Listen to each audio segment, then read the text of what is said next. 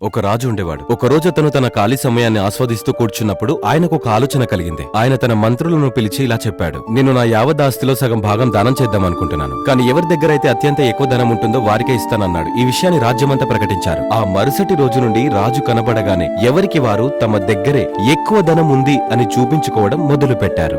ఎంతమందిని కలిసినా అందరూ కేవలం తమ దగ్గరే ఎక్కువ ధనం ఉందని ప్రదర్శిస్తూ ఉన్నారు. కానీ రాజు మాత్రం సంతృప్తి చెందలేదు.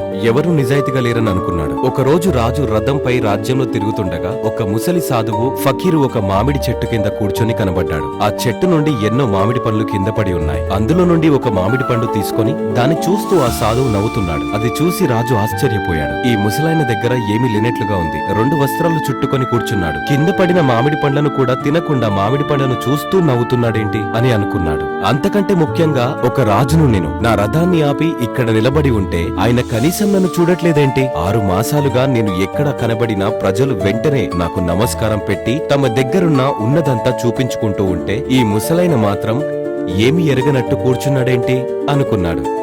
కనీసం మామిడి పండును కూడా తినకుండా దాన్ని చూస్తూ నవ్వుతూ నన్నసలు పట్టించుకోకుండా ఉన్నాడేంటి అని అనుకున్నాడు.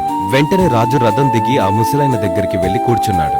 ముసలైన రాజును చూసి ఏమెరగనట్లు తాను పట్టుకున్న మామిడి పండును తినసాగాడు.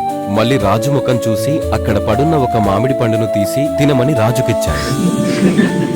రాజు కన్నీళ్ల వెంట కన్నీళ్లు కారాయి. ఇంతవరకు ఒక మనిషి ముందు ఇలా కింద కూర్చోవాలనే భావన కలగలేదు. తినమని నాకు ఏదైనా ఇచ్చే మనిషి తారసపడలేదు. తను వెతుకుతున్న ధనికుడు దొరికాడు అనుకున్నాడు. అప్పుడు ఆ రాజు, నేను మీకు నా ఆస్తిలో సగం ఇచ్చేస్తాను. ఇది మీరైనా అనుభవించండి, లేకపోతే మీకు నచ్చిన ఎవరికైనా ఇవ్వండి.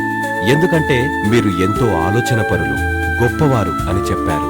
అప్పుడు ఆ సాధువు రాజును చూసి నవ్వి, నాకు నీ ధనంతో అవసరం ఉందా లేదా అన్నది విషయం కాదు. నువ్వు ఎంతో పేదవాడిలా ఉన్నావు. నీ దగ్గర నుండి నేను ఏదైనా ఎలా తీసుకోగలను అన్నాడు.